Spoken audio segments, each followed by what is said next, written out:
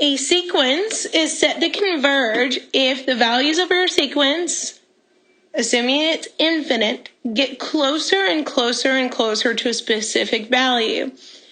Just as a side note, this should sound very close to something else we've seen before called an asymptote. And if that does kind of sound like what we had with asymptotes, you're thinking the right way. That is kind of what happens with sequences if they converge. As they go on in an infinite manner, they get closer and closer and closer to a specific number.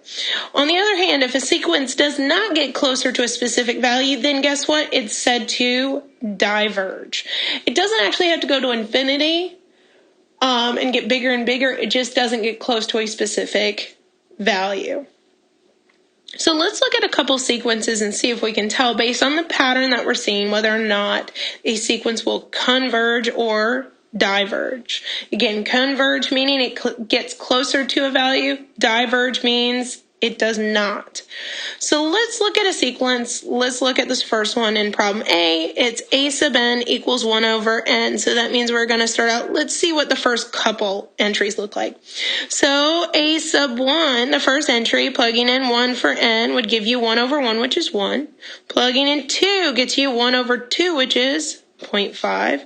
Plugging in 3 gets you 1 over 3, which is 0.33. 1 over 4 for the fourth term gets us 0.25. 1 over 5 gets us 1 over 5, which gets me 0.2. If looking at, let's say, the 100th term, 1 over 100 gets us 0.01. So my numbers are increasingly getting smaller and smaller and smaller. Notice they are staying positive, but they're getting more and more and more small, and they're getting more decimal-like, which means they're getting close to 0. So what we say about this sequence of numbers is it does converge, and it converges to the number 0. Because our numbers will get smaller and smaller, they'll never actually get to 0. And the reason why they can't actually be 0 itself is because the top is a 1. Not a 0. So that top can never be 0. So we're never actually going to hit the number 0 exactly, but we're going to get really close. And we're going to get closer and closer the further and further we go out in our sequence. Let's look at problem B. Notice in problem B we have a sub n equals n. So that means when we look at our first term 1, it's just going to equal 1. 2 will equal 2, the third term will just equal 3, and the 100th term even will just equal 100. What we do notice is as we go along through our sequence, we're getting bigger and bigger and bigger values. This should remind you of when, let's say, we had a function that went towards infinity. We're getting larger and larger. What does this mean? We're not getting closer to any specific value, so our sequence here is diverging. The next type of sequence we'll look at is what's called a recursive formula. A recursive formula gives you a couple of the terms first. So it might tell you the first term or the first 2 or 3 terms. For example, it might say a sub 1 equals 5, like this first example does.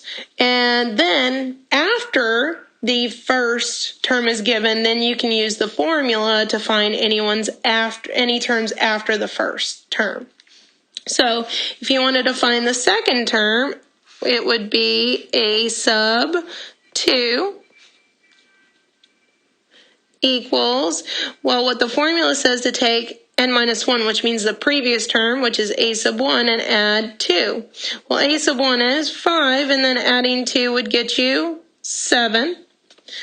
So this means that the second term, a sub 2, would be 7.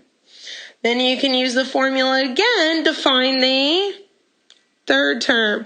This would tell you again to take the n minus 1 term, which is the one before it, a sub 2, and add 2. Well, we just found out that a sub 2, our second term, was 7. Add 2 more, which would give you 9. So what this formula is telling you to do is always take the previous term and add 2. Take the previous term and add 2. So our sequence started out with 5, then went to 7, then 9. Then the next one should be, if it continues the same pattern, 11, and so on and so forth.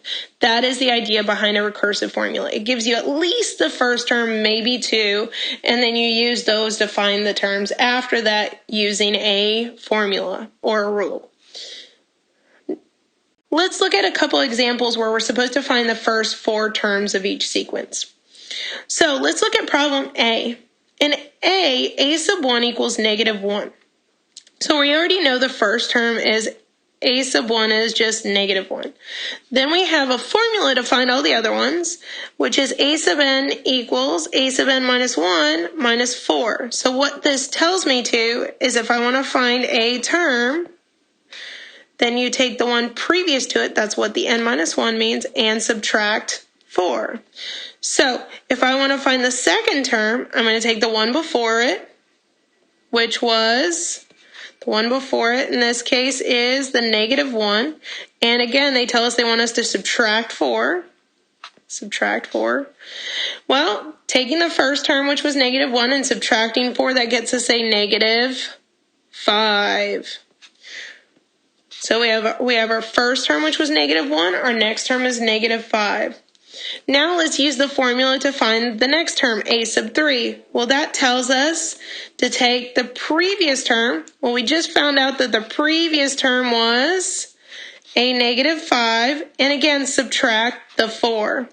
Well, negative 5 minus 4 is now negative 9.